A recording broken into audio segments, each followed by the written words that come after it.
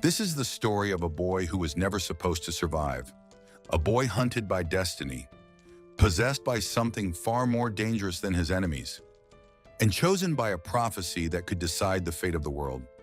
Welcome to Kagemitsuro.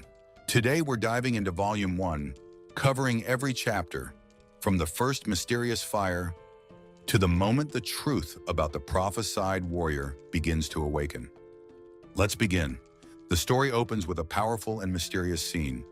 Kuro stands in the middle of a raging fire, but instead of panic, he looks confused. He realizes something shocking. He's holding a fireball in his hand. Not only is he unharmed, he's controlling the flames.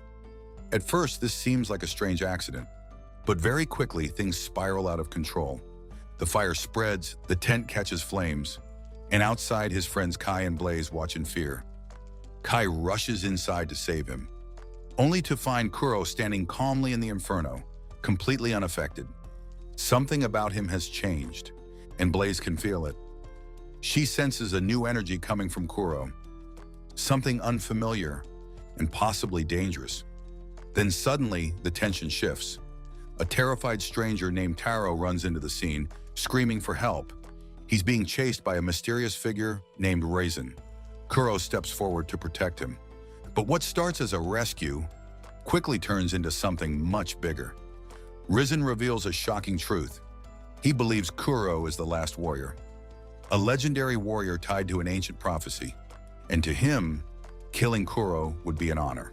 Without warning, the fight begins. Raisin attacks, and in a devastating moment, Kuro is struck down. He falls to the ground, lifeless.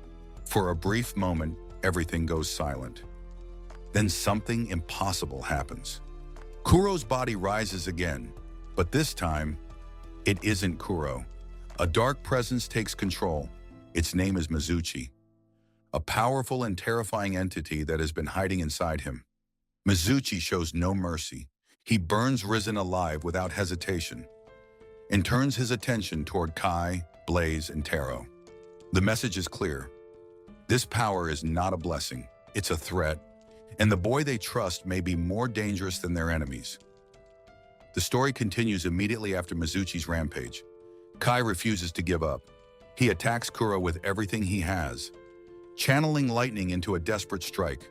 The attack works, Mizuchi disappears, and Kuro returns. But the damage is already done. Kuro collapses with a massive injury in his arm, a wound so severe that he should not survive. Realizing the situation is critical, Taro leads the group to his home, a place known as the Village of Eternal Fire. This village becomes the first major world-building moment in the story.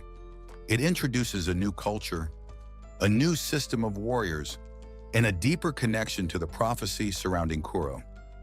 After receiving treatment, Kuro wakes up in a hospital room, confused, exhausted, and unable to remember what happened. His friends explain everything. He died, he came back, and he attacked them. Naturally, he struggles to accept the truth, but then something unexpected happens. A new character enters the room. Her name is Akio, and the moment Kuro sees her, he instantly falls in love. This scene adds a lighter, more emotional tone to the story, balancing the intense action with humor and personality. As Akio shows Kuro around the village, we learn about the structure of their society. Students train to become warriors. Warriors protect the people. And above them all stands a legendary figure, the prophesied warrior, the one destined to defeat the ultimate villain, Kurogami. When Kuro hears this title, something inside him begins to stir, because deep down, he feels connected to it. And that realization leads directly into the next chapter. Chapter 3 takes us into the past. A flashback reveals the darkest moment of Kuro's childhood. We see him as a young boy, standing beside his master, Shinro. Suddenly, a powerful enemy appears, Kurogami, a terrifying figure driven by one goal, to kill the prophesied warrior before the prophecy can come true. Shinro fights bravely to protect Kuro, but the battle is hopeless. He is defeated. Before dying, he gives Kuro one final message. Never let the fire of your passion die out. And then he tells him to run. Kuro escapes into the forest, alone and terrified. Everything he loved is gone. His family, his home, his master. But fate wasn't finished with him yet. In the wilderness, he meets two people who would change his life forever. Kai and Blaze. Instead of turning him away, they reach out their hands. And from that moment on, they become his family. This flashback explains everything. Why Kuro is being hunted, why the prophecy exists, and why Kurogami wants him dead. Because Kuro isn't just a survivor. He is the one person capable of stopping the darkness. The group finally returned home.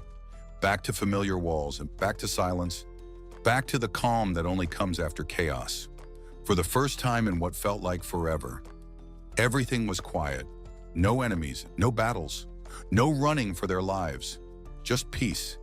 But peace in Kuro's world never lasts long. That night, as the world slept, Kuro felt something. A presence. Cold, heavy, watching. And then, a voice, not from outside, not from the shadows, from within. Mizuchi, the fire demon sealed inside his body, the same force that saved his life and nearly destroyed everything around him. Mizuchi didn't whisper. He didn't warn. He spoke with certainty, with confidence, with hunger, because unlike Kuro, Mizuchi wasn't afraid of the power they shared. Volume 0 of Kagemitsuro sets the foundation for an epic journey. It introduces a powerful protagonist, a mysterious inner demon, and a prophecy that could change the world. The story blends action, humor, emotion, and mystery, while slowly building toward a much larger conflict. But the biggest question still remains.